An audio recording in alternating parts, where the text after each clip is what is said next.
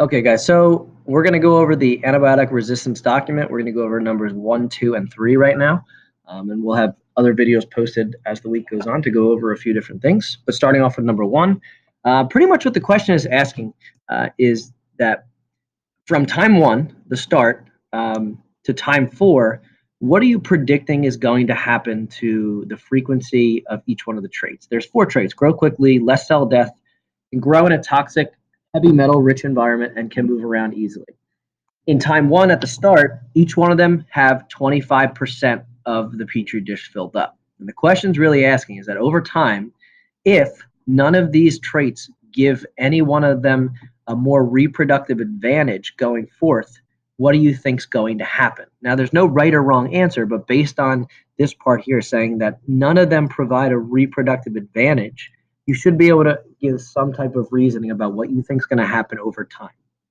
As long as you back up your answer with some form of reasoning, you can't get this question wrong. It's just a prediction. Number 2, this is where you have to do a little bit of math. You're calculating frequency by dividing the percent covered by the total percent covered times 100. Now, I want to warn you that these numbers that I have in here, some of them are right, some of them are wrong. So you're going to have to calculate them yourselves.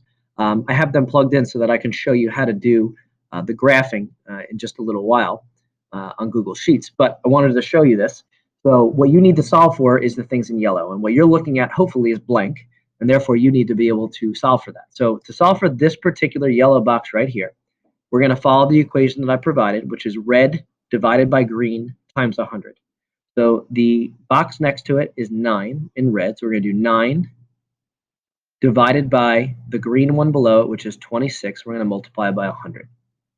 We're going to do the same exact thing for the next one down.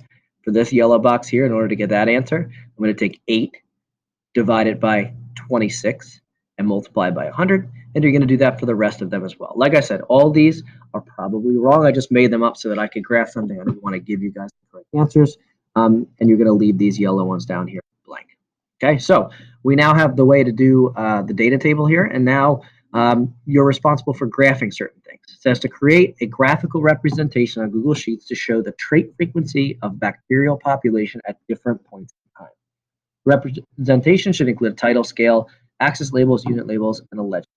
These are the 3 things that need to be on there: the trait, the frequency, and the time. Those are the 3 things that need to be on there.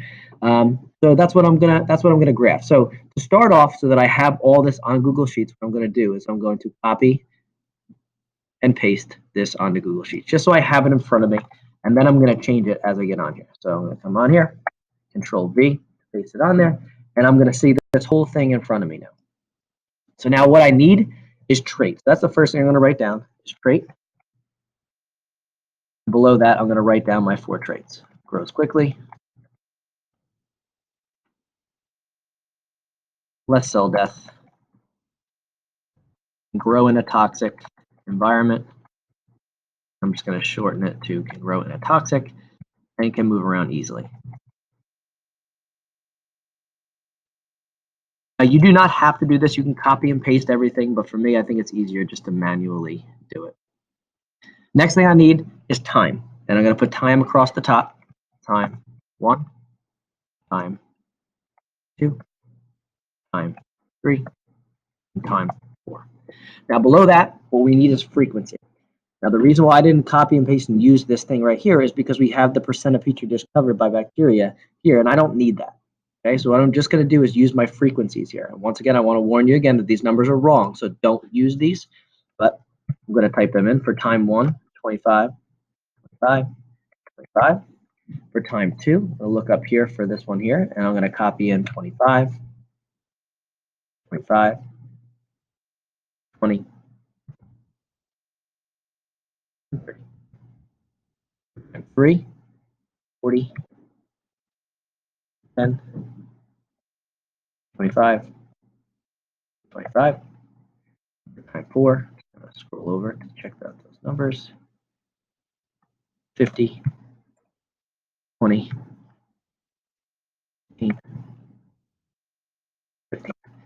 You'll notice, as we've always said this, that we don't put anything next to numbers. What I've done here is I've simplified the data table from this giant thing here just to what I need. You'll see I didn't label frequency at all. These are the frequencies. I didn't label them because when I get into doing my graph, I can label them later. So what I'm going to do is I'm going to copy, highlight this information here. I missed one of them, so I'm going to try it again. Everything needs to be highlighted. It is. I'm now going to do insert chart. And the chart that comes up here is actually the correct way of what it should look like. Because if you go back and you read what I said in this question for number 3, it says that the trait must be on the x-axis, the frequency must be on the y-axis, and the time needs to be in the legend. And if we go back to the sheet here, you can see these are my traits on the x-axis.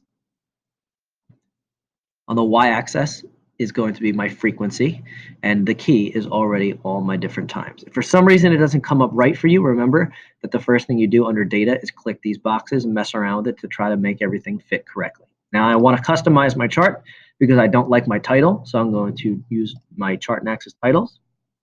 I'm going to change the title of it to trait versus frequency. And I'm just making this up, so you can change it. It doesn't make a difference. I'm just throwing that in. That's a better title than what I had before. I'm going to center that because I like it to be centered.